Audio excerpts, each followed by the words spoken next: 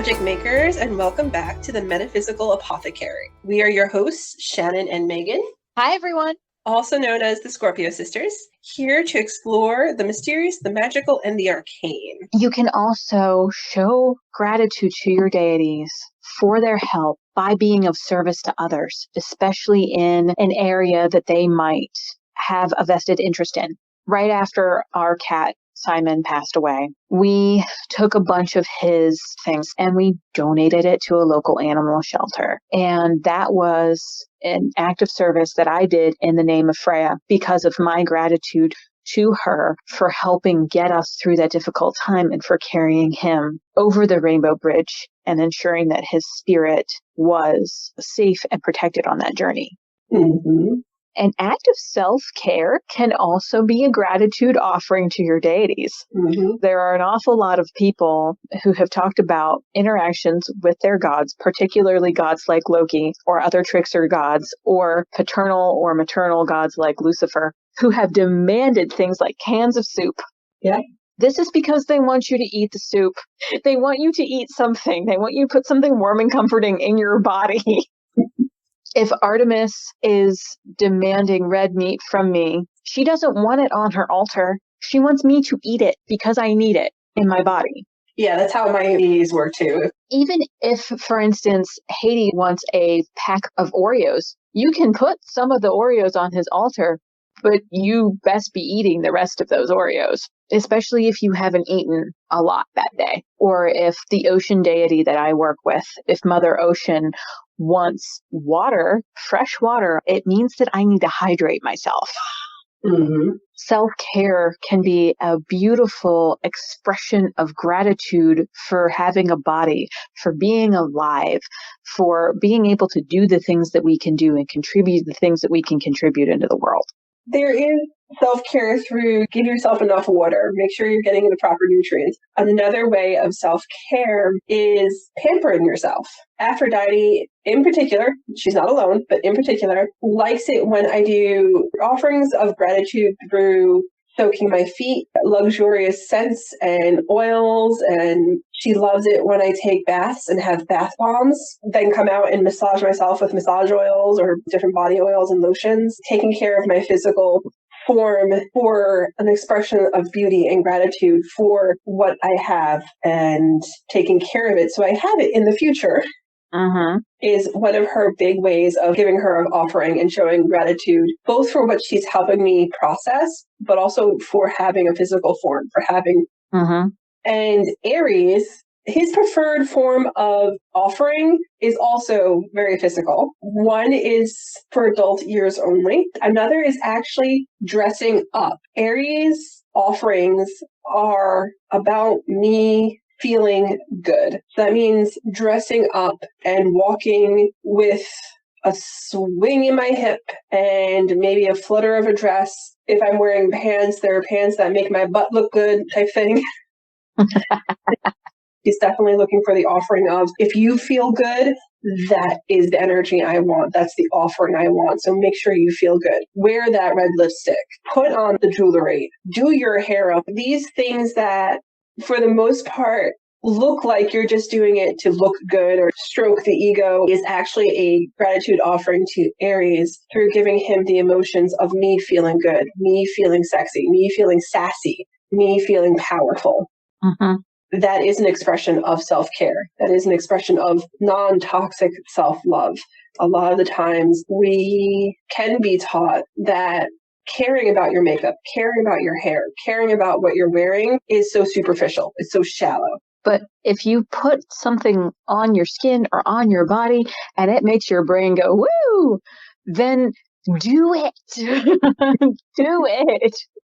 It's so good for your brain to feel that way. In the same vein, I will sometimes dedicate my showers to Mother Ocean because as much as I love being in the water, there are days when I sit there and I distract myself from getting a shower because I'm not feeling great mentally and I know a shower will help me. And so she kicks me in the butt and says, you need to go do this for yourself.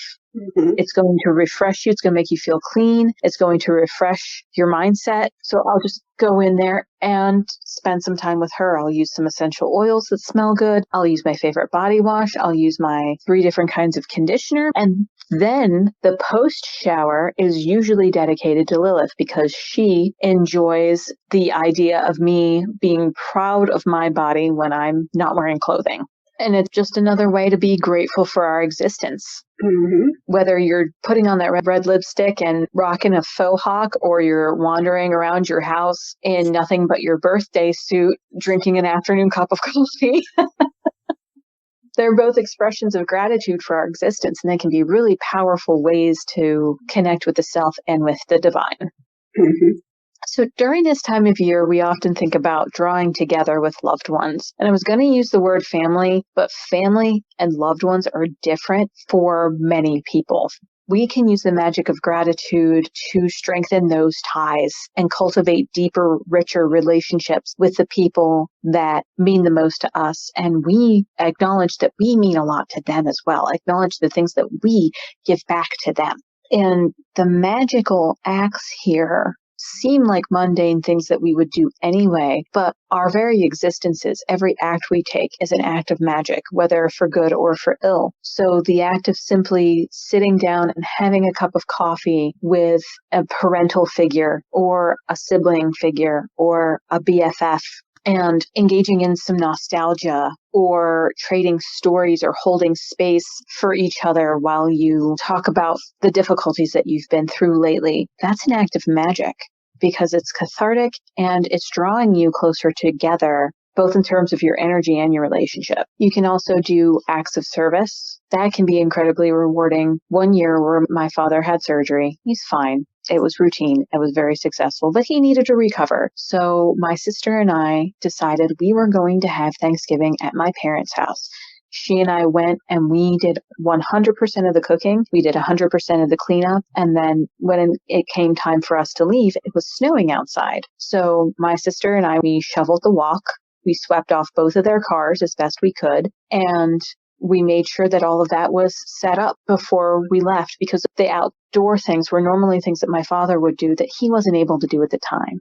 For us, it was just a very simple way to show him that we were grateful for his presence in our lives and we were grateful that his surgery went well and that he was on his way to recovery. Gift giving is often a love language that is a double-edged sword. Yeah, it can be. And I really wish that gift giving had less emphasis in our society because for me and a lot of the people I know it's this way for you too, Shannon, a thoughtful gift is so much more meaningful than an expensive one. Mm-hmm. If my nephew sees a rock on the ground that he thinks is beautiful and he gives it to me because he knows that Aunt Megan has beautiful rocks in her house, you betcha I'm going to keep that rock for the rest of my life. Yes. That is the most special rock that I own. It's definitely the effort, the thought that you put into it more than the money, at least for me and for you. Yes. I think a big part of that is the fact of the intention behind the gift is infused into the gift itself. Mm-hmm. So something that is made for you or chosen specifically for you because it made that person think of you is now charged with the energy of love and nostalgia, that infusion of goodness that they feel when they think of you. And who doesn't want to be valued? Well, that's what these things represent, that you are valued or that you value someone else. That's what connection is. It's valuing each other. That kind of connection can quite literally cure illness and save lives under the right circumstances. So one final type of gratitude magic that we're going to talk about today involves gratitude that stretches globally. We can show gratitude to nature and society in general by stewarding the things within them that yield positive results. And by doing that, we're actually cultivating nature and society to continue to generate the things that we're grateful for. Creates a positive feedback loop. And the more people who do this, the greater the loop becomes. A very obvious action that we can take to show gratitude to society are acts of service. We can donate to good causes. We can serve at soup kitchens. We can donate to homeless shelters. We can volunteer to read to children or to tutor students of all ages. These are all really beautiful ways to give back into the community and to help foster people who might not have the advantages that they need to get ahead. You are becoming that advantage. You are becoming a manifestation of what they need to achieve their higher potential. And not just around the holidays. Soup kitchens and places like that are usually inundated with volunteers and donations around the holidays. Remember them in the middle of July. Mm-hmm. Those are times of year outside the holiday season is when they need things the most. So we can carry this throughout the whole year. I will say, just as a caveat, if you are donating to a women's shelter in particular, there's a higher percentage of women of color in most shelters than there are white women. So if you're picking up hair care supplies, pick up hair care supplies that Black women can use. If you're not sure, you can Google it, or you can ask an employee in the store. If you explain to them what you're doing, I'm sure that they would be more than happy to help you. Shelters are usually inundated with hair care products that only white people can use. So those are all really great things to do for society on a whole, remembering that we can do these all the time, not just around the holidays. Gratitude is not a one time a year thing. There are other ways too that you can show gratitude toward nature and the earth itself, whether you are going to donate to a cause or you go out and plant trees yourself. You pick up the litter that you see on the floor, throw that in the proper receptacle. You don't litter yourself. Especially as a child, I used to show gratitude when I came across them. Earthworms that were stuck and starting to dry up out on the concrete. So I would provide them with either shade and or pick them up and put them back in the soil.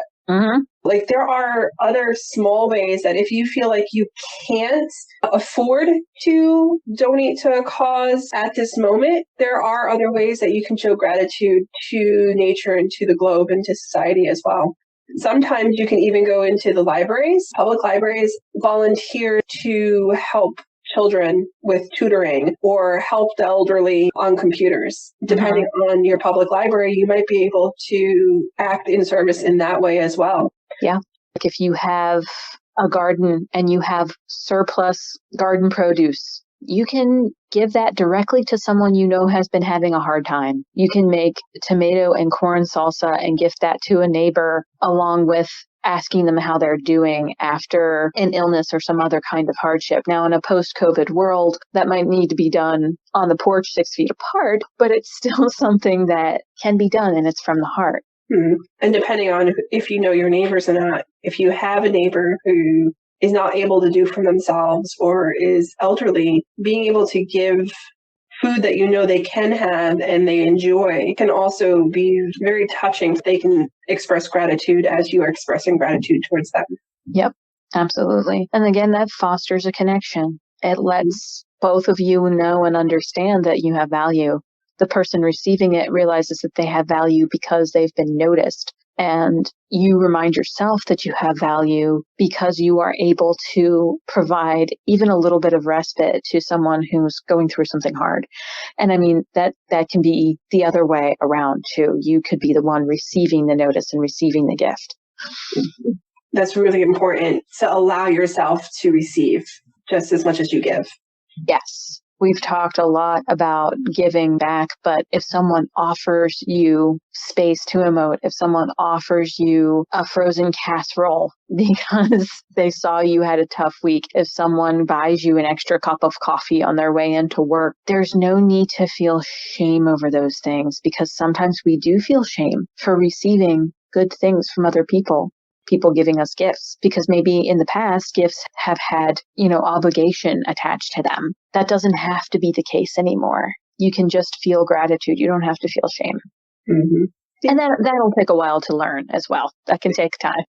Especially coming from this do for yourself, you're an adult, you can do it yourself. Society and that mentality of adulting, toxic adulting versus actual adulting.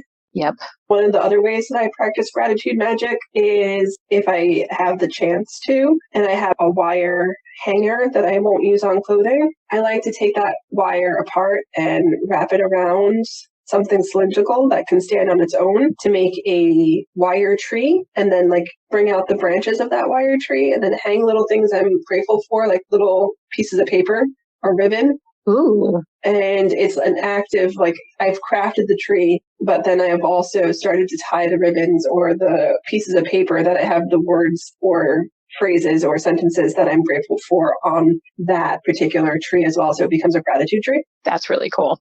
That idea can be repurposed in other ways too. It can be a bulletin board. It can be a vision board. It can be a mobile. It can be a bunting that you hang kind of in the breeze and allow the wind to charge it up. Yeah, there are very creative ways in which you can start incorporating gratitude and making it magical. And I find them fun. And it can be fun once you start listing all the things that you're grateful for. Like it starts to make you feel good and you start to think of more stuff and you start listing more things. You get all charged up and your energy is all fizzy and glowy and everything. If you're going to do some magic, like that can be a really good pre-exercise to do so that you're all jazzed up before you get into the ritual work.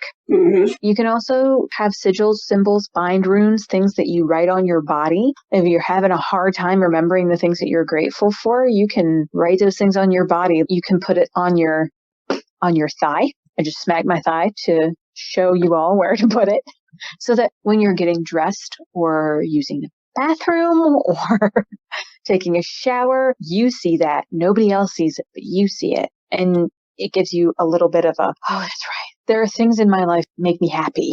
So that's all we have on our topic for today. Thank you so much for listening in, and we hope you'll join us again soon. In the meantime, you can follow us for more witchy wisdom, both here and on our blog. And you can also check out our original art on Society 6 for sacred decor and more. Thanks again for joining us. Go make some magic and live your best life.